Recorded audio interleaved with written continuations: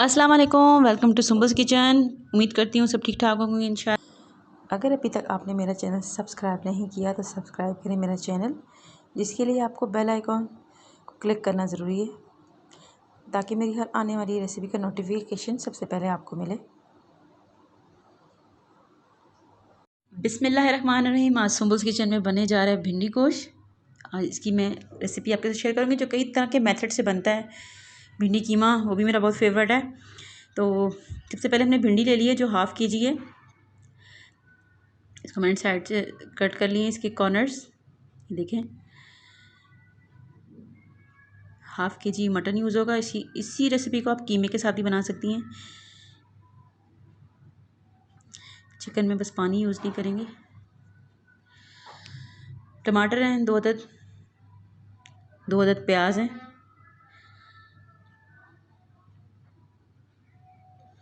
Half table spoon इसमें लाल मिर्च है, नमक है हस्ब ज़रूरत, एक चुटकी कलौंजी की है, 2 टेबल स्पून जिंजर गार्लिक कूट लिए मैंने इसको, धनिया, कोरिएंडर और हल्दी, हाफ़ टी स्पून हल्दी है और इसमें मैंने ऑयल लिया है, हाफ़ कप ऑयल, थोड़ा सा गरम मसाला है, ऑप्शनल है, 4 अदद इसमें लौंग है, 5 से 6 अदद इसमें काली मिर्च है, एक दालचीनी की स्टिक है और एक बड़ी इलायची, ये देखें। बिस्मिल्लाहिर्रहमानिर्रहीम। सबसे पहले पैन में मैंने हाफ़ कप पानी शामिल कर दिया है। मटन शामिल कर देंगे। आप चाहें तो कुकर में भी इसको बना सकती हैं, मगर मैं इसको हल्की आंच पे यूं ही बनाऊंगी। इसका मज़ा लाजवाब होगा इंशाल्लाह। इसमें हमने प्याज शामिल कर दिए, अदरक शामिल कर दिया है। क्योंकि प्याज में भी पानी होता है, लहसुन अदरक में भी पानी होता है, इसका अपना पानी होता है, तो ज़्यादा हम पानी शामिल नहीं करेंगे, फिर वो मज़ा नहीं आएगा जो आने वाला है। इसमें लाल मिर्च पाउडर शामिल कर दिया, हल्दी शामिल कर दी, कलौंजी शामिल कर दी और अब हम शामिल कर देंगे इसके अंदर धनिया और हल्दी भी शामिल करेंगे। सारे मसाले हम इसमें साथ ही शामिल कर देंगे।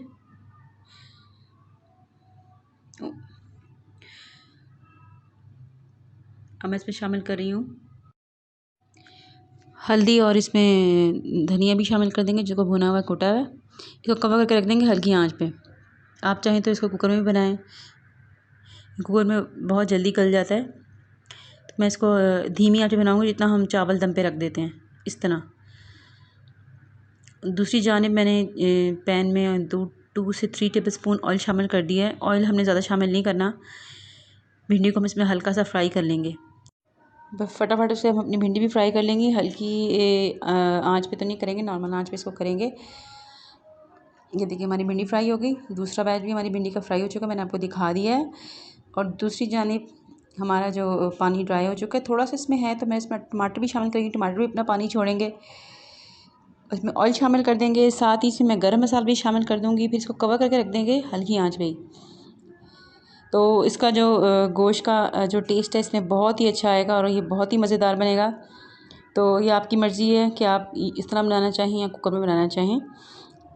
इसको मैं ढक के रख दूँगी, जब ये आप अच्छे से भुन जाएगा तो मैं आपको फिर दिखाऊँगी। कवर कर दिया।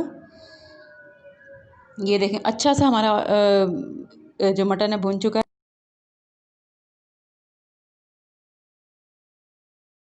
हरी मिर्ची शामिल कर दी, ये ऑप्शन आपकी मर्ज़ी है। भिंडी इसमें शामिल करके इसको दम दे देंगे 5 से 10 मिनट के लिए।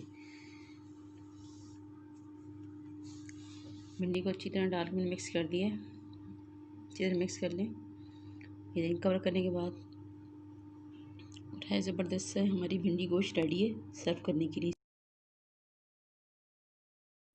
सर्विंग डिश में निकालेंगे इसको। मेरी रेसिपी अच्छी लगे तो लाइक कीजिएगा, कमेंट कीजिएगा, शेयर कीजिएगा। Thanks for watching. मिलते हैं नेक्स्ट वीडियो में, जब तक के लिए अल्लाह हाफ़िज़।